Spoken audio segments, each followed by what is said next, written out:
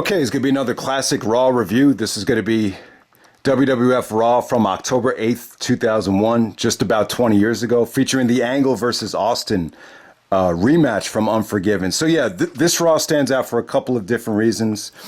I just felt like at the time, Austin, he took off for 2 weeks after he dropped the belt. So you didn't see him for 4 consecutive television tapings. And it just really felt like a different company without him. Like, I don't know if anyone's presence was missed as much as Austin was, at least over like a short 2-week span. So yeah, you definitely felt Austin's presence being missed.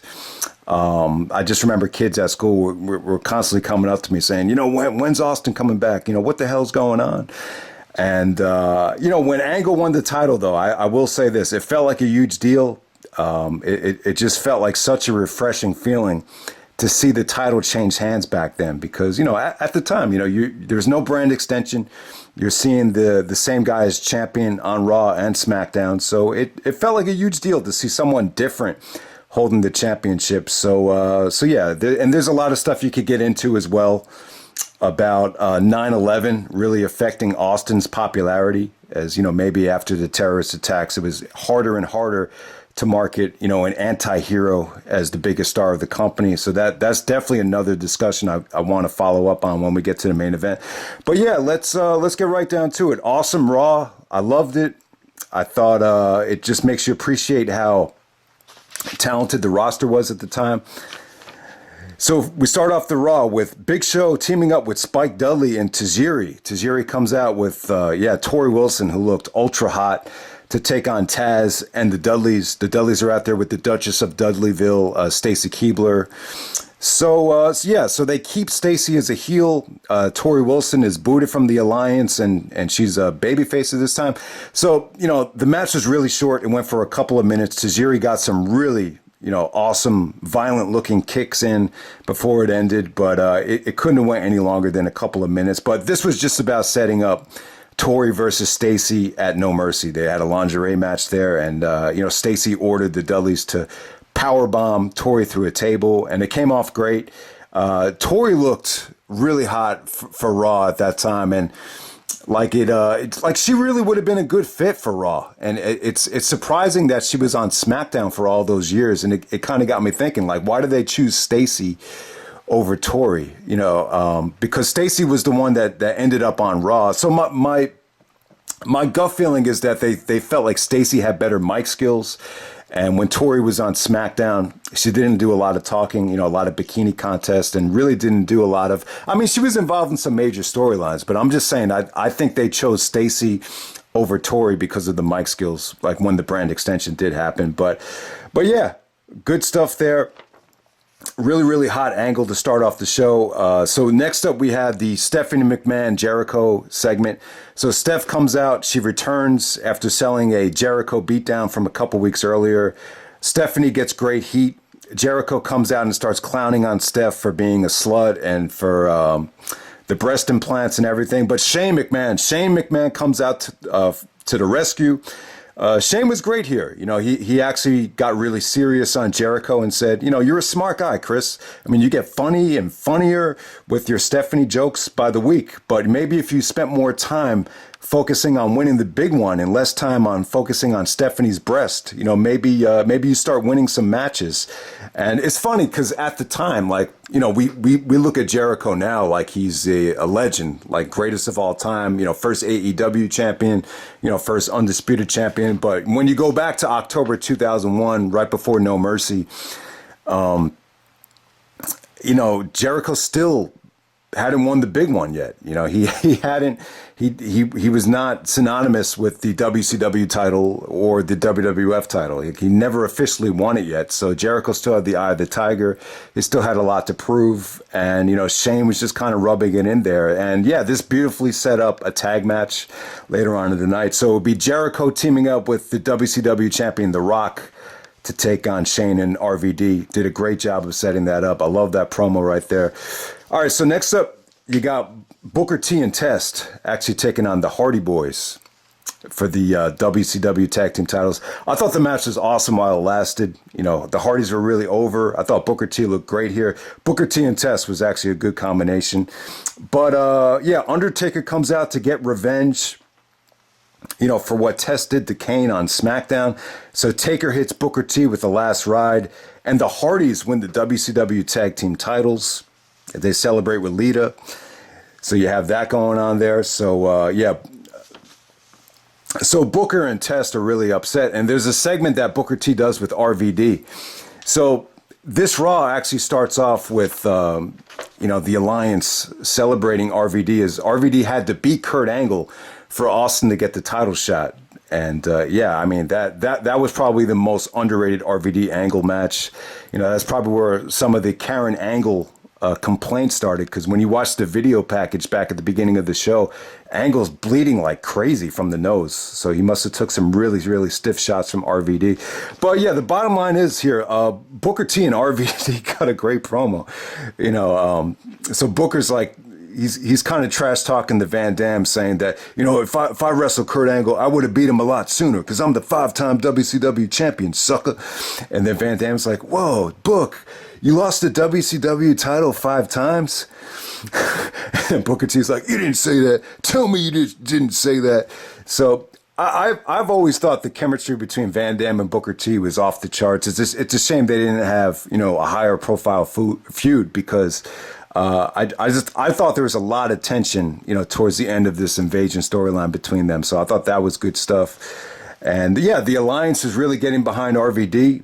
You know, even after the tag match, but I want to mention now before I forget to talk about it, after Van Dam got the pinfall on The Rock, you know, the Alliance is actually chanting RVD and celebrating in the locker room as they pass by Austin's locker room as he's getting prepared for his match. So that was just, you know, just slowly building up RVD for the main event of No Mercy there. So good stuff there. All right, next up, you got Edge versus Rhyno.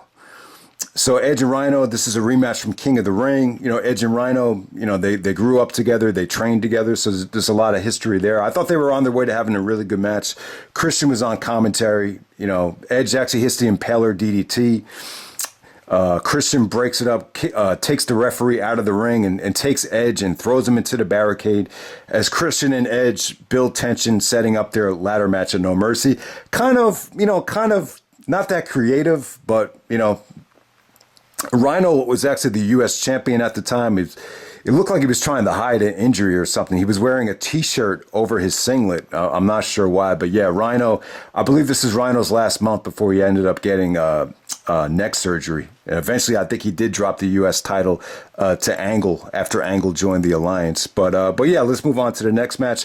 Awesome matchup right here. You got Jericho teaming up with The Rock, the WCW champion, to take on Rob Van Dam and Shane. I thought this was great stuff. You know, the chemistry between The Rock and Shane, thumbs up once again. Rock was actually mocking RVD with the thumbs, you know, the RVD mannerisms right there. So yeah, I mean, you never really saw Rock and RVD in a higher profile match, but they had a couple of main events on Raw, but this is just another feud right there that, you know, they really left money on the table. There was so much talent back then. Like, it almost feels like they left money on the table with how much they could have gotten out of, you know, this roster right here. But yeah, really, this is probably the most heat RVD ever got, was when he broke up the Rock Bottom. Like, that was really like the only time I've ever heard the crowd boo him back then. So yeah, that was good stuff. But the story of the match here is Jericho. Jericho took a bulldog from Shane McMahon on the steel steps, and Jericho actually ends up bleeding profusely from the head. And the match ends when Jericho takes a steel chair and tries to hit RVD with it, and Van Dam gets out of the way, and he hits The Rock, and RVD actually pins The Rock. So RVD pins The Rock, and he pins Austin, all in the span of like 2 months here. So it's funny, like, Austin threw such a fit over getting pinned by Brock later on that school year before King of the Ring. But I don't know. I guess The Rock and Austin didn't really see RVD as someone that they were going to, you know, sell a lot of pay-per-views with. So maybe that's why Austin didn't really mind doing the job to RVD. So it just kind of had me thinking about that. But yeah, the storyline here was Jericho and The Rock. So Rock was really upset that Jericho hit him with the chair. He's like, what the hell were you thinking out there? So Jericho's in the training room trying to get stitched up, and Jericho's like, what the hell does he want from me? I was trying to win the match. And The Rock's like, well, what did you just say? I said, what the hell do you want from me? I was trying to win the match. Well, The Rock made mistakes before, but he just wants you to own up and live up. All right, own up and live up to my responsibilities, Rock. How about, maybe I should have taken the steel chair and wiped your people's eyebrow right off your people's face. And then Rock's like, well, why do you knock it off right now? And then Jericho and Rock start brawling in the trainer's room.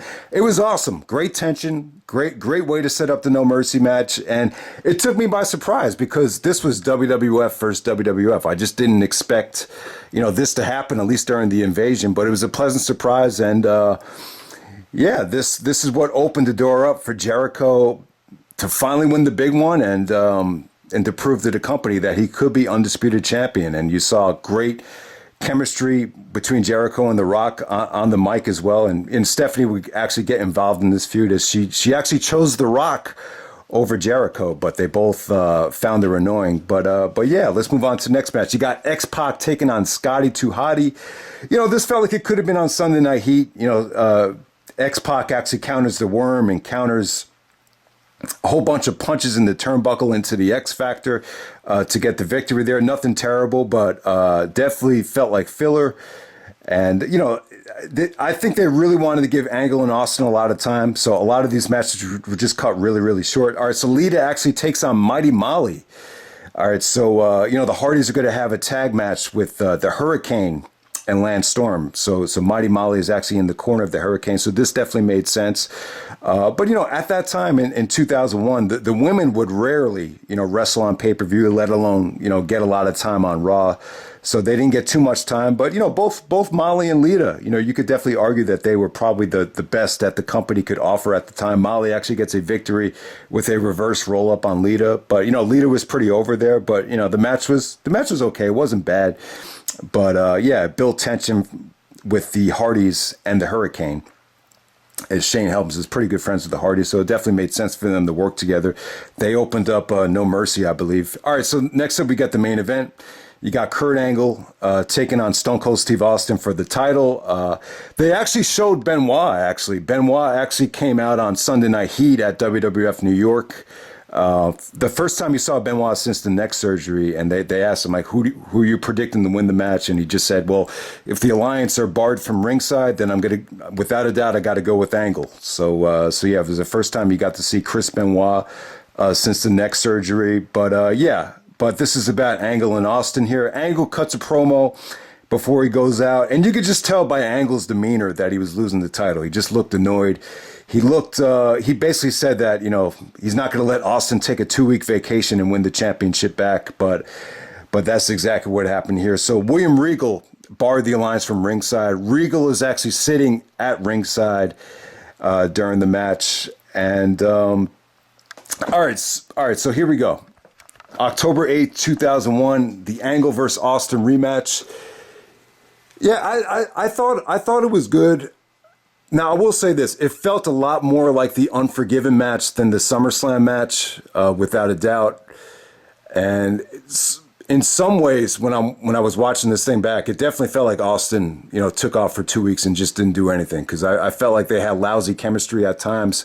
There was definitely a lot of miscommunication. There was an Irish whip that actually almost got botched. So yeah, there was just a lot of clunkiness here. I don't know. I just remember this being a lot more sharper and crisper, and I was always under the impression that it was a step ahead of the Unforgiven match, but that was definitely not the case. I still think it's good. I still think there was a lot to like here. It almost felt like Austin was a little out of his element. He actually hit a sunset flip on Angle. It just looked like, even Jim Ross even said, Austin kind of going out of his repertoire here. But yeah, there was a lot to like, and it almost felt like they were a little bit uncomfortable getting this much time. There was actually no commercial breaks for the last 20 minutes. And, especially at that time, you weren't used to seeing, matches get a pay-per-view level build up and this much time, at least on a Raw. So I think in some ways it definitely kind of threw both guys off a little bit. And but yeah, I still thought it was good. Angle was actually just doing a lot of stuff that he normally wouldn't do. He was going for small packages and, giving Austin the middle finger. Austin was just red hot here. He gave Earl Hebner the finger. The fans were chanting USA in the crowd, and Austin gave the fan the finger there. He got a lot of heat for doing that because we're not too far removed from 9/11. But yeah, it definitely felt like it was a heavy burden to just take 2 weeks off and come back into a 20-minute main event on Raw. But yeah, still a lot to like here. Still some really, really vicious belly-to-bellies and Germans from Angle. They really didn't, go into near-fall overkill. That's the one thing about the match. Not a lot of ankle locks, not a lot of transitions into the stunner and the angle slams. Really, really no kickouts out of finishers. But Austin just did a lot of trash talking to Earl Hebner. Earl Hebner played a huge part in the match. And eventually there was a ref bump from Earl. And Regal's at ringside, and he's trying to keep Austin from using the belt. And you can see the heel turn coming a million miles away from Regal, though. You really could. So Regal has his back to Angle as he's trying to take the championship away from Austin. And as soon as Angle gets back to his feet, Regal clocks Angle with the title. Angle actually kicks out of the first near fall, which shocked the crowd. It really did shock everybody. So that was actually a good near fall. It definitely did make Angle look strong, but Austin hits a stunner to get the victory. Austin, great facial expression. He basically just stares at Kurt Angle after he gets the pinfall, just mocking him. So Austin wins the championship back and is the leader of the alliance. And I guess you really had to do it because this whole thing with Vince, possibly, joining sides with Rob Van Dam, you couldn't have done it unless Austin was going to win the championship back. So it does make sense from a storyline perspective, that whole stuff with RVD and, RVD possibly, jumping ship to the WWF. You definitely could have done that because if Angle stayed champion, there would be no reason for Vince to feel like he had to get involved. But I will say this. I do feel like if Angle stayed champion, you could have had a more unpredictable main event between Angle, Austin, and RVD. I just felt like with Austin winning the belt back that soon, it just made that No Mercy triple threat a little bit too predictable. I would definitely say that. But for storyline reasons, you understand why they did it, and they stuck to the plan. And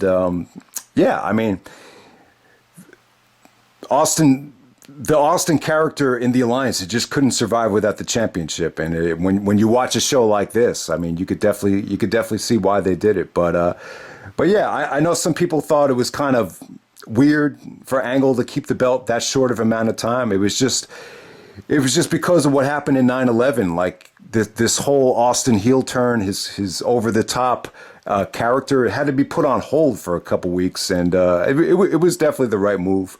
We've said that for I think it's well documented that Angle really needed to win the championship to kind of uplift the country, even if it lasted for a short amount of time. But this is just a great Raw to get things back to normal. You definitely understand it. You definitely needed to get things serious, going into the end of this invasion Angle, and the match between Angle and Austin here.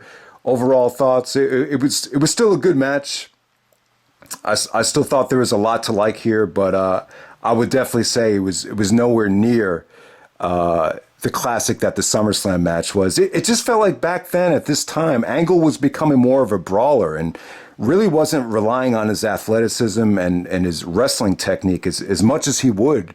Down the road, it definitely did feel like that. I think the whole thing with Angle kind of playing the baby face, like his version of being like an Austin, I think it kind of ran its course when you get to this match. So you could definitely see why they turned Angle heel.